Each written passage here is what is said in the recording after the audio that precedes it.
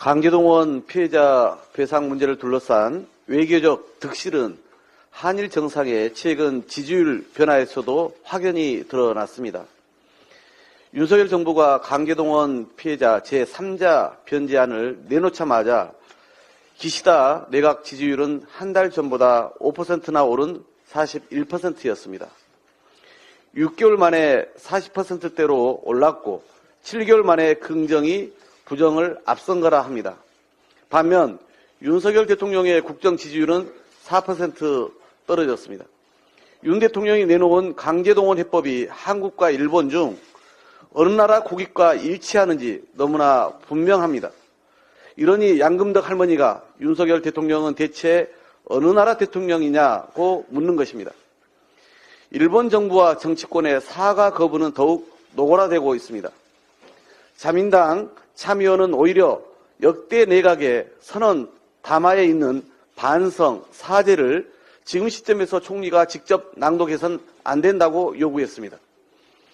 외무상이 강제동원은 없었다고 재차 확인하며 대놓고 역사를 부정하는데 윤석열 대통령 혼자서 과거는 묻지 말라며 미래 타령만 하고 있습니다.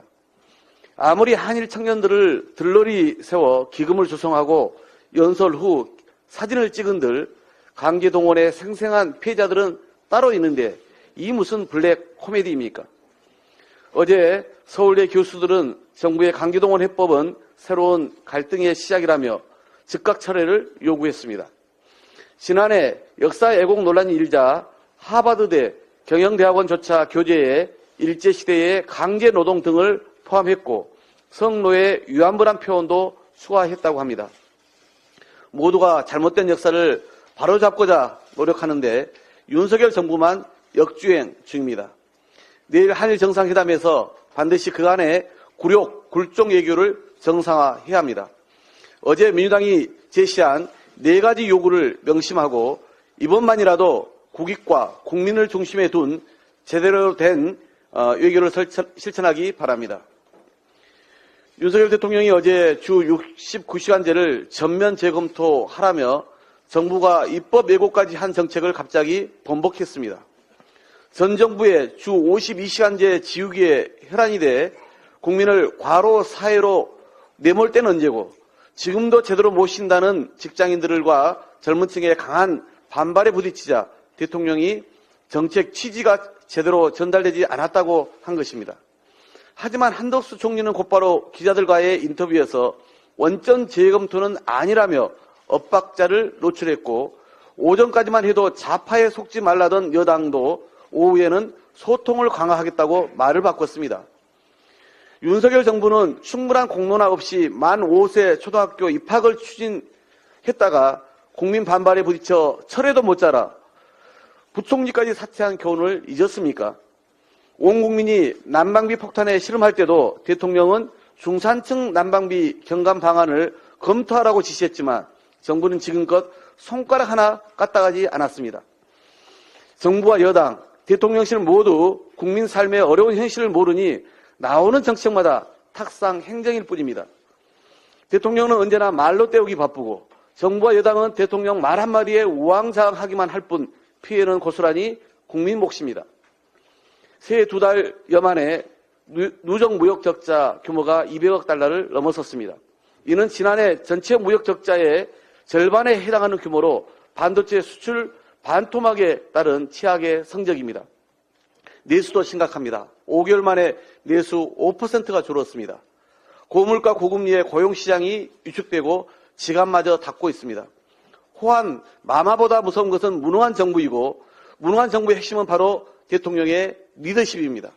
협치도 없고 국민 통합도 없고 내 편이 아니면 모두 적인 윤석열 정권 덕분에 물가가 잡혔습니까? 금리가 내렸습니까? 국민 삶이 편안해졌습니까? 대통령은 폭정의 지배가 아니라 협력과 조정의 진짜 정치로 정말 어려운 민생 위기부터 하나하나 해결해 나가지 않으면 안 됩니다. 지금은 통합으로 국민과 함께 위기를 넘어서야 할 때입니다. 정부의 일방통행식 국정기조의 전면적인 쇄신을 거듭 촉구합니다. 오늘 민주당은 국가전략기술에 대한 투자세액 공제 확대 법안과 탄소중립 산업육성법 등 이른바 한국판 IRA법을 발의합니다. 반도체 산업 등 경제 위기에서 무엇보다 여야가 손을 맞잡는 게 중요합니다. 민주당은 경제와 민생, 유능한 대안정당으로서 그 책임과 역할을 다하기 위해 정부 여당이 빚은 정책 혼선과 세수 감소 우려에도 불구하고 반도체에 추가 투자세 공제를 수용했습니다. 한 걸음 더 나아가 그 대상을 당장의 반도체 시설뿐만 아니라 수소와 재생에너지, 미래차 등 새로운 먹거리 핵심 전략 산업으로 확대했습니다. 정부 여당도 그동안의 무능과 무대책을 성찰하고 보다 책임있는 모습을 국민 앞에 보여줘야 합니다.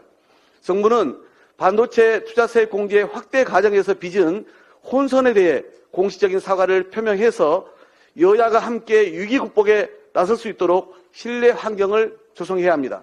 아울러 민주당의 대승적 협조에 정부도 상응하는 성과를 내줘야 합니다. 올 10월로 유예가 끝나는 미국의 반도체 분야 중국 관련 규제의 연장도 최대한 간철해서 우리 기업과 반도체 산업 전체가 경쟁력을 가질 수 있도록 해야 할 것입니다. 모쪼록 민주당의 한국판 IRA 법안이 조속히 처리될 수 있도록 국민의힘의 초당적인 협조를 촉구합니다. 이상입니다.